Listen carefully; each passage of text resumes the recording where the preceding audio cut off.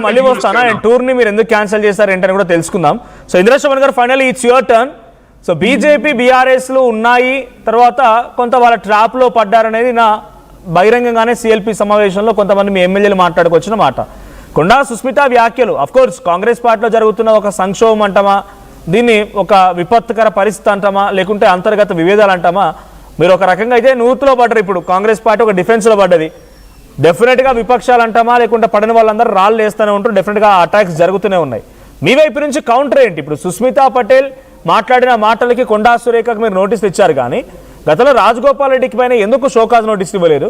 లేదు, రాజగోపాల్ రెడ్డి మాట్లాడుతుంటే అన్నగా కోమటిరెడ్డి వెంకటరెడ్డికి నోటీస్ ఇచ్చారనే క్వశ్చన్స్ విపక్షాలు రేజ్ చేస్తుంది. ఇందాక నరేష్ గారు అడిగిన క్వశ్చన్ అదే. మీ అభిప్రాయం ఏంటి? మీ రెస్పాన్స్ ఏంటి? ప్యానెల్లో ఉన్నటువంటి సోదరి మనులకు, సోదరులకు, మీకు అలాగే మన ఆర్టీవీ ప్రేక్షకులకు గుడ్ ఈవినింగ్ అండి. సో బేసిక్ గా జరిగేటువంటి నేపథ్యం ఎపిసోడ్ ఇవాళ ఇది పొలిటికల్ గా ఆయా పార్టీలో రాజకీయాల్లో జరుగుతున్నటువంటి అంశం. ఇవాళ బీఆర్ఎస్ లో కుంపటే ముందు అందరం చూసినాం. ఈటల రాజేందర్ అప్పుడు ఏం చేసి ఎట్లా గెంటి బయటకు వేశారో, ఎట్లా అవమానించారో మనం చూసినాం. ఇప్పటికి కూడా కవిత గారు బయటకు వచ్చి ఆమె రోజుకొకటి ఎన్ని సంధించిస్తుందో మనం చూస్తున్నాం. సో గురువింద సామెత లెక్క వాళ్ళ నలుపు వాళ్ళకి తెలుస్తలేదు. వాళ్ళ పార్టీలలో, వాళ్ళ ఇండ్లలో, వాళ్ళ కుటుంబంలో జరిగే కలహాల గురించి వాళ్ళకి అక్కర్లే.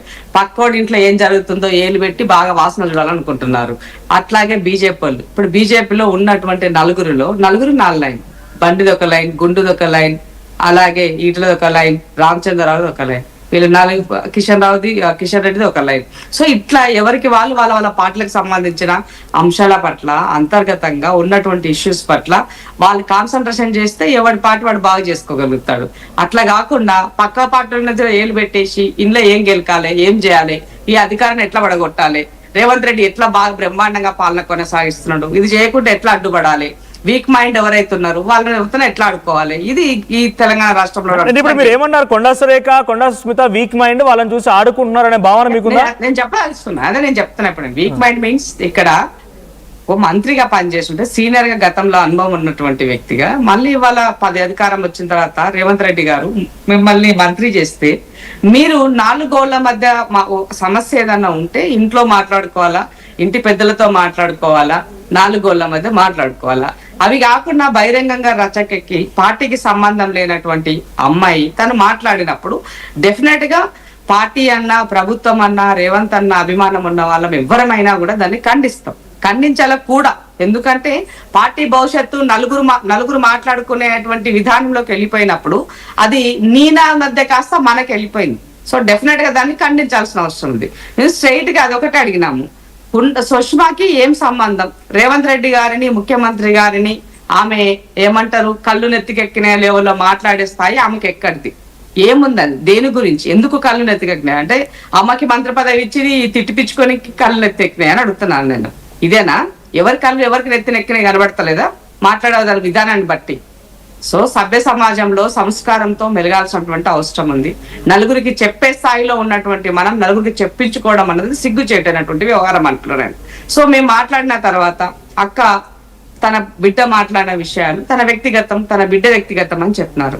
సో మరి బిడ్డ వ్యక్తిగతమైనప్పుడు తల్లి ఏం చేయాలి? అప్పుడు బిడ్డను పిలిచి 4 చెంప మీద వీకాలి. ఏం మాట్లాడుతున్నావు, నీకేం సంబంధం, ఇది ప్రభుత్వానికి నాకు సంబంధించిన విషయం, నాకేమన్నా ఉంటే వ్యవహారం ఉంటే నేను మాట్లాడుకుంటాను, తల్లి బిడ్డకు చెప్పుకోవాలా, అది వ్యవహారం.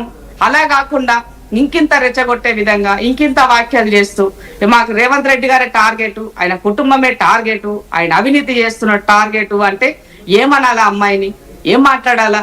తల్లికి తెలిసి మాట్లాడుతుంది, తల్లిదండ్రులకు తెలిసి మాట్లాడుతుంది అనుకోవాలనా? మొన్న పొద్దున నిన్న కూడా ఒక ఆడియో బయటకు వచ్చింది, ఇందిరా గారు నిన్న కూడా ఒక ఆడియో బయటకు వచ్చింది. ఆ ప్రకారం ఏమంటున్నారంటే రేవంత్ రెడ్డికి నాకు సమస్య, రేవంత్ రెడ్డి కుటుంబానికి నాకు సమస్య, కానీ నాకు రాహుల్ గాంధీతో సమస్య లేదు, సోనియా గాంధీతో సమస్య లేదు, నేను ఇమ్మెన్స్ రెస్పెక్ట్ తో ఉన్న కాంగ్రెస్ పార్టీతో అంటున్నారు. ఇందాక సుభద్ర గారు ఒక క్వశ్చన్ చేశారు, ఏంటంటే అధిష్టానమే చేయిస్తుంది కాబోలు రేవంత్ రెడ్డి పక్కన పెట్టడానికి అని చెప్పని అంటున్నట్టుగా తనకు రేవంత్ రెడ్డితో టార్గెట్, సభ్యత్వం కూడా లేని ఆవిడకి రేవంత్ రెడ్డితో టార్గెట్ అని అంటే నిజంగానే బీఆర్ఎస్ అనుమానం నిజమేనా? అధిష్టానం గారిని టార్గెట్ చేయిస్తోందా రేవంత్ రెడ్డిని? మనోజ్ ఒకటి చెప్తాయినా, ఇప్పుడు అమ్మాయి బిహాఫ్ ఆఫ్ మినిస్టర్ మంత్రి తల్లి పదవితో ఉన్న అమ్మాయి రాజకీయాలకి రావాలని ఆలోచిస్తుంది. అది బేస్ చేసుకొని అమ్మాయి మాట్లాడుతుంది. సో అప్పుడు ఎవరిని మాట్లాడుతున్నారు మీరు? ఈ రాష్ట్ర పెద్దలు మాట్లాడుతున్నారు, ముఖ్యమంత్రిని మాట్లాడుతూ ఉన్నప్పుడు అది ఎవరికి వస్తుంది? నెక్స్ట్ ఆటోమేటిక్ ఆ డామేజ్ ఎవరికి అవుతుంది? తనకైతుంది, పార్టీకి అవుతుంది, ప్రభుత్వానికి అవుతుంది. మరి ఈ డామేజ్ ని నివారించుకోవాల్సినటువంటి బాధ్యత మా పైన ఉంది. కాబట్టి సురేఖకు స్ట్రైట్ అల్టిమేట్ చేశాం మేము.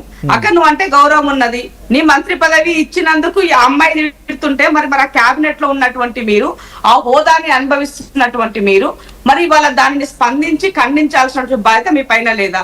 నా బిడ్డ వ్యాఖ్యలు వ్యక్తిగతమని మీరు ఒక లేఖ రాసినప్పుడు మరి ఇంకో లేఖను అట్లాగే బిడ్డను తిట్టినట్టుగానో క్షమాపణ అడిగినట్టుగానో లేదనంటే నువ్వు ఎందుకు మాట్లాడుతున్నావు, నీకే సంబంధాన్ని మందలించినట్టుగానో ఇంకో లేఖ రాసి ఉండాలి. మరి మీరు రాయలేదంటే అర్థం ఏంటి? మీకు తెలిసే జరుగుతుందని ఒప్పుకోవాల్సిన పరిస్థితి ఉంది కదా అక్కడ.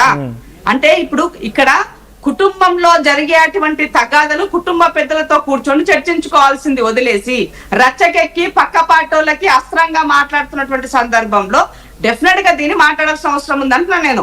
ఇవాళ కొండ సురేఖకు సంబంధించి ఇతర పార్టీలు ఎందుకు మాట్లాడాలా, ఎందుకు ఒకళ్ళతో పుచ్చుకుంటున్నారు అంటే మీరు ఆమె ఎన్కౌంటర్ పని చేపిస్తున్నారా? ఈ పార్టీని ప్రభుత్వాన్ని అపరిశపరిచారని మీరు మాట్లాడుతున్నారా? ఇవన్నీ మాట్లాడాల్సిన అవసరం వస్తుంది కదా. ఇప్పుడు నేను కూడా బీసీనేనండి. బీసీనంటే బీసీలకు అధికారం వచ్చేదే చాలా తక్కువగా వస్తుంది. వచ్చిన అధికారాన్ని ఇంకా 2.5 years ఉన్నది, మ్యాండేటరీ ప్రజలు ఇచ్చింది ఉన్నది. దాన్ని ఎట్లా వాడాలా, ఈ సమాజానికి ఎట్లా ఉపయోగించాలా, ఈ వర్గాలు తను మాట్లాడిన భాష తప్పుగా ఉంది కావచ్చు. బట్ జనరల్లీ పబ్లిక్ ఒపీనియన్ కానీ ఇందాక ప్రతి విపక్షాలైనటువంటి బీఆర్ఎస్లు తర్వాత టీఆర్ఎస్ బీజేపీ మాట్లాడుతున్న దాంట్లో కూడా సో ముఖ్యంగా సుమిత్ర గారు బీఆర్ఎస్ నుంచి మాట్లాడిన తప్పేముంది? 200 కోట్ల విషయంలో ప్రతిపక్షాలు ఆరోపించినటువంటి ఆరోపణలు బహిరంగంలో ఉన్న మాటల్ని తను మాట్లాడుకొచ్చారు. తర్వాత తనెవరు అభ్యర్థిని ప్రకటించడానికి అని చెప్పి క్వశ్చన్ చేశారు. మహేష్ కుమార్ కూడా అదే అన్నారు కదా, ఇన్ఫాక్ట్ నా సీట్ను కూడా నేను అప్లై చేసి తీసుకోవాల్సిందే, ఎవరు ప్రకటిస్తే ఈ ప్రకటన చెల్లుబాటు కాదని తను కూడా సేమ్ క్వశ్చన్ చేశారు కదా. మనోజ్ ఒక్కటి చెప్తా, నీకు కూడా కాంగ్రెస్ పార్టీ సిస్టమ్ మీకు తెలుసు. ఏ పార్టీకైనా ఇవాళ కేసీఆర్ కైనా బీఆర్ఎస్ పార్టీ ప్రాంతీయ పార్టీ అయినా నేషనల్ పార్టీ బీజేపీ అయినా బీఆర్ఎస్ అయినా ఎలక్షన్ టైం వచ్చినప్పుడు ప్రతి ఒక్కరికి ఒక సిస్టమ్ ఉంటది. వాళ్ళకి ఉన్నట్టు కమిటీలు ఉంటాయి. అప్రూవల్ చేస్తున్న సందర్భంలో ప్రజల ఒపీనియన్ తీసుకుంటారు, సర్వేలు చేసుకుంటారు, అప్లై చేసిన వాళ్ళకి ఎవరికి ఇవ్వాలి అన్నది ఫైనల్ డిసిషన్ చేస్తారు. That is different. అది ఎప్పుడు ఎలక్షన్ సందర్భంలో. బట్ ఇవాళ ఉన్నదేంటి, ముఖ్యమంత్రిగా ఒక కాన్స్టిట్యున్సీకి వెళ్ళి ఆ కాన్స్టిట్యున్సీ ఎమ్మెల్యేలు తన లెజిస్లేటివ్ మెంబర్, తను ముఖ్యమంత్రి అవ్వడానికి ఉన్నటువంటి ప్రజెంట్ లెజిస్లేటివ్ మెంబర్, తను ఆ లెజిస్లేటివ్ మెంబర్ కి తను భరోసా కాన్ఫిడెన్స్ ప్రజల మధ్య చెప్పకపోతే ఎవరు చెప్తారని అడుగుతున్నాను నేను. నా బిడ్డ బాగా పనిచేస్తున్నాడు, మీరు ఇంకా ఈ 2.5 కాలంలో ఎక్కడెక్కడ అనౌన్స్ చేసుకుంటూ వచ్చారు ముఖ్యమంత్రి జనరల్ గా చాలా మంది మాట్లాడుతున్నారు. నేను ఒకటే అడుగుతున్నాను, నేను రేవంత్ రెడ్డి గారు అయితే ముఖ్యమంత్రిగా తన యొక్క మెంబర్ ని సపోర్ట్ చేశారు, తప్పేంటని అడుగుతున్నాను నేను. ఎట్లా తప్పు అవుతుందని అడుగుతున్నాను.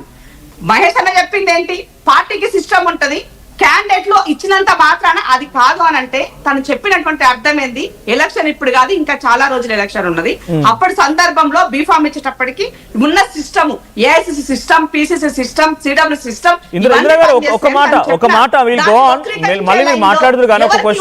ఎవరికి నచ్చినట్టుగా వాళ్ళు స్టేట్మెంట్ చేసుకుంటున్నారు. ఇది మాట్లాడుతున్నాను ఇందిరా గారు.